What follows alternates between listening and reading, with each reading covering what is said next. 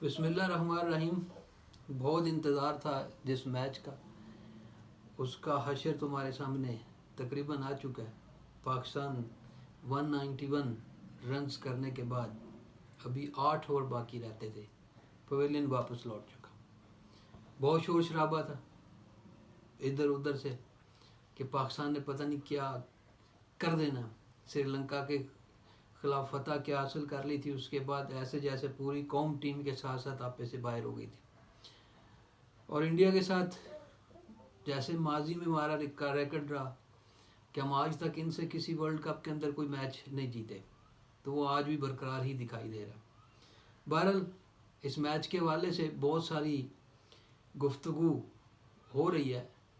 ایک طرف تو یہ ڈاؤٹ بھی ظاہر کیا جا رہا ہے کہ اس میچ کے اوپر 30 ارب روپے کا جوا کھیلا گیا ہے، اور یقیناً اس کے کچھ اثرات دکھائی بھی دے رہے ہیں کہ جس طرح سے پاکستان کے پہلے دونوں اوپنرز سیٹ ہو کر آؤٹ ہوئے، پھر کپتان اور محمد رضوان جس طرح سے کھیل رہے تھے اور جس طرح سے اچانک وہ وکٹیں گئیں، اور اس کے بعد تو ماشاءاللہ ایک لمبی لائن تھی جو بڑے آرام سے ایک بال کی بلکہ آدھی ڈیلیوری کی شکار بنی، اور یوں پوری میچ.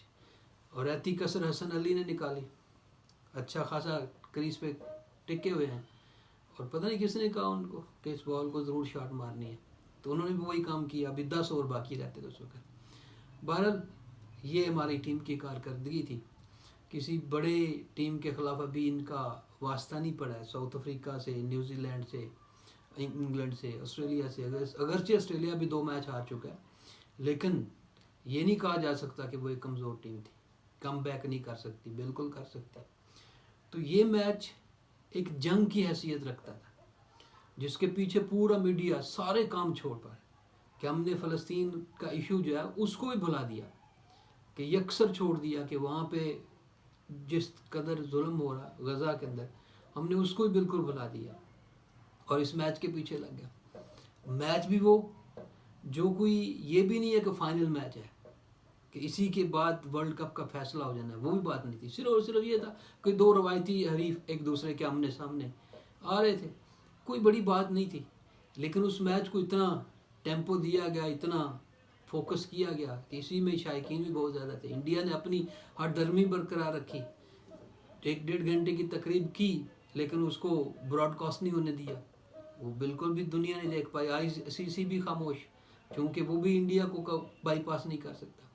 تو وہ اپنی جگہ پہ سب کچھ ہے، لیکن یہ پرفارمنس جو ٹیم نے دی، اب وہ جوئے کی نظر ہوئی ہے یا اس کے پیچھے کوئی معاملہ اور ہے، وہ تو دیکھنے والا ہے کہ آخر قصہ کیا ہے. کہ ایک ٹیم اچھا خاصا آغاز کرے اور آغاز کرنے کے بعد جو ہے وہ ایسے گرے ریت کی دیوار کی طرح کہ ہر بیٹسمین کو جو ہے وہ جلدی کریز سے جانے کی انتہائی شرمناک انداز سے جو ہے وہ وکٹیں دینا اور وہاں سے غائب ہونا، جان چھڑانا جیسے. تو یہ صورتحال جب بنی ہو تو اس میں آ کے صاف ظاہر ہے اس جوئے کے اوپر جو ڈاؤٹس ہیں وہ مزید پختہ ہوتے ہیں، وہ مزید جو ہے نا وہ مضبوط ہوتے ہیں کہ آخر اتنا بڑا جوا کیوں کھیلا گیا، اور پھر وہ بھی غیر اہم میچ کے اوپر. بہرحال جو کچھ بھی ہے، پاکستان کی ٹیم سے یہ توقع نہیں تھی. اچھی ٹیم ہونے کے باوجود، اچھی خاصے ردم پکڑنے کے بعد، اور پھر ہر بیٹسمین کا کریز کے اوپر سیٹ ہو جانا اور اس کے بعد وکٹ دے کے آرام سے چلے جانا، اس کی کوئی سمجھ نہیں آتی. یقیناً بالنگ لائن بھی کچھ نہیں کر پائے گی. 191 کا ہدف کوئی بڑا ہدف نہیں ہے، اور پھر اس انڈین بیٹنگ لائن کے لیے اس کو حاصل کرنا بالکل بھی کچھ ایسا مشکل کام نہیں ہے. بہت سارے لوگوں کا خیال تھا یہی ٹاس کے اوپر ہی کہ اگر ٹاس ہارے ہیں تو اس کا مطلب میچ بھی ہار جائیں گے. تو یہ سمجھ سے بالا تر ہے کہ ٹاس ہارے ہیں تو میچ بھی ہار جائیں گے. وکٹ اس طرح کی ہے کہ وہ پہلے جو ہے نا وہ کچھ بھی نہیں تھا وکٹ کے اندر. وکٹ تو بیٹرز کو پوری طرح سے سپورٹ کر رہی تھی.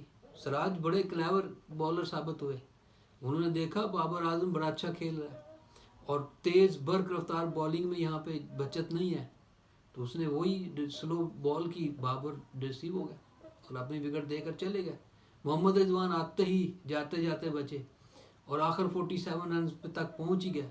تو اس کے بعد جب کھیلنے کا وقت آیا تو پھر وکٹ دے کے چلے گئے. سعود شکیل بھی کچھ نہ کر سکے.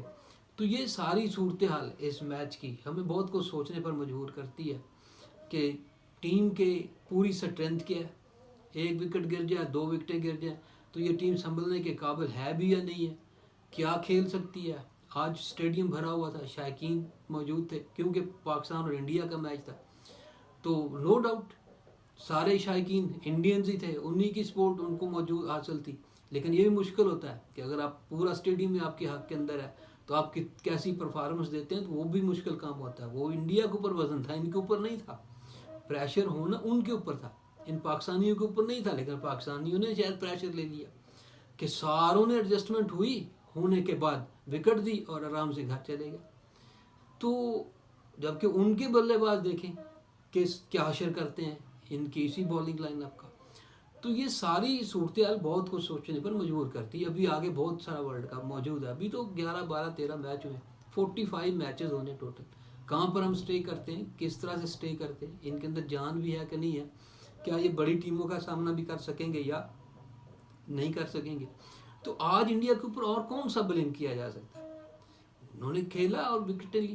بہرحال پاکستان نے انتہائی مایوس کن کارکردگی کا مظاہرہ کیا, اور وہ مایوس کن کارکردگی نے بہت سارے لوگوں کے دل توڑے. خواہ وہ جوئے کی وجہ سے مایوس کن کارکردگی ہوئی یا کسی اور وجہ سے ہوئی, لیکن اس نے بہت سارے لوگوں کے جو دل تھے, جو اس کرکٹ کے ساتھ, بہت سارے لوگ ایسے ہیں, میں خود ملا ہوں کئی لوگوں سے, کہ جو صرف اور صرف اس ایک میچ کے اندر دلچسپی, انہیں کرکٹ سے کوئی دلچسپی ہے ہی نہیں, ہے تو صرف اس ایک میچ سے ہوتی ہے.